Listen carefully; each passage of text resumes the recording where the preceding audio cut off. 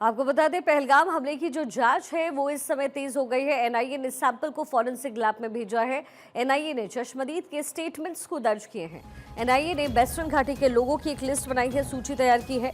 Western के exit और entry point की अब जांच पड़ताल की जाएगी। पहलगाम हमले की जांच तेज, एनआईए ने सैंपल को फॉरेंसिक लैब भेजा। एनआईए ने चश्मदीद के स्टेटमेंट को दर्ज किया है। एनआईए ने वेस्टर्न घाटी के लोगों की एक सूची बनाई है और वेस्टर्न में जो घाटी है उसका जो एग्जिट और एंट्री पॉइंट है, इसकी जो है जांच पड़ताल अब होगी कि आखिर ये हमला किस तरीके से हुआ, कौन कौन लोग इसमें संलिप्त थे, किनकी संलिप्तता थी, यहाँ पहुंचने का रास्ता किसने दिया, किसकी मदद से ये आतंकी वेस्टर्न घाटी तक पहुंच पाए। इन तमाम बातों का जो जिक्र है वो किया जाएगा। एनआईए की तरफ से जो है इसकी जांच पड़ताल की जाएगी। पहलगाम हमले के बाद जांच इस समय तेज है। एनआईए इस पूरे मामले की जांच पड़ताल कर रही है।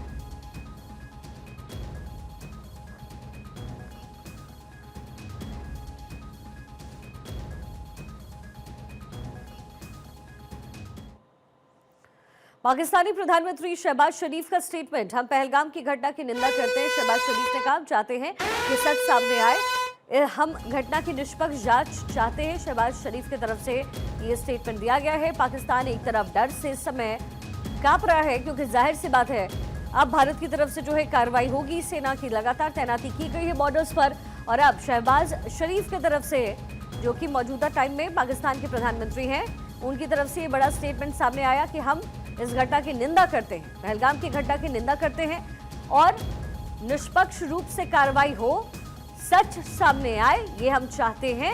ये पाकिस्तान की प्रधानमंत्री की तरफ से कहा गया है। हालांकि इससे पहले जो पाकिस्तान के बड़े अधिकारी हैं उनकी तरफ से अलग अलग स्टेटमेंट्स दिए गए हैं। ऐसे में जाहिर सी बात है पाकिस्तान में इस समय डर का माहौल।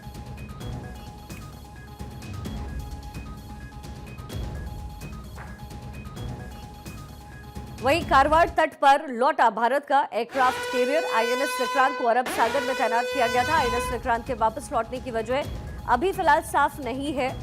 कारवार तट पर भारत लौट आए हैं एयरक्राफ्ट कैरियर आईएनएस विक्रांत को अरब सागर में पहले तैनात किया गया था। आईएनएस विक्रांत के वापस लौटने की वजह फिलहाल साफ नहीं है। क्या ये किसी स्ट्रैटेजी का हिस्सा, ये आगे देखने वाली बात होगी, लेकिन आईएनएस विक्रांत वापस लौटा है।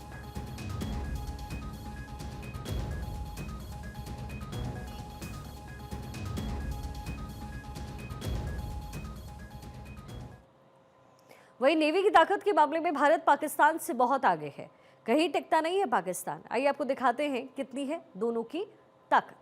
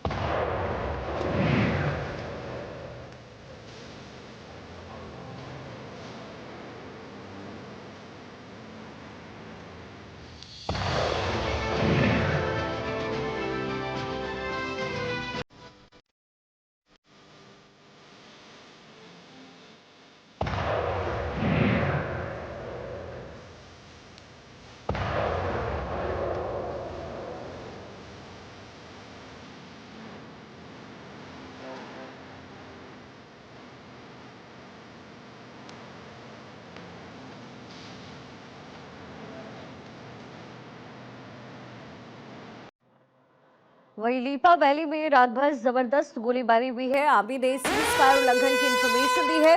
26 से 27 अप्रैल की रात छोटे हथियारों से फायरिंग हुई है।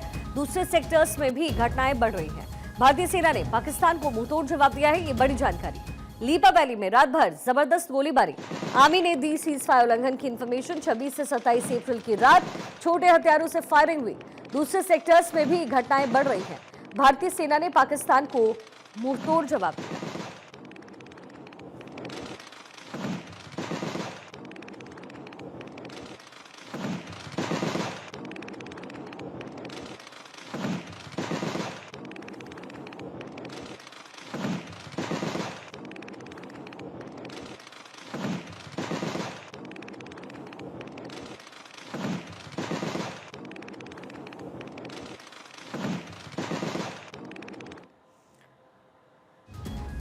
वहीं पाक रेंजर्स ने बीएसएफ जवान को रिहा करने से इनकार किया है। 90 घंटे और 3 मीटिंग्स के बाद भी जवान को रिहा नहीं किया गया।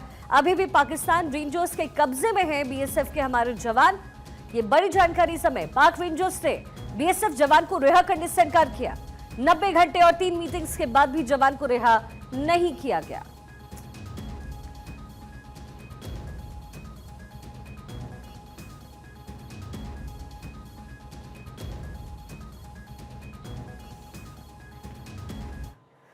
पूरे देश में पाकिस्तानी नागरिकों पर एक्शन।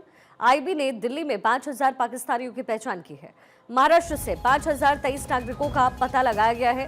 ये बड़ी जानकारी। पूरे देश में पाकिस्तानी नागरिकों पर एक्शन। आईबी ने दिल्ली में 5000 पाकिस्तानियों की पहचान की है। महाराष्ट्र से 5023 नागरिकों का पता लगाया गया।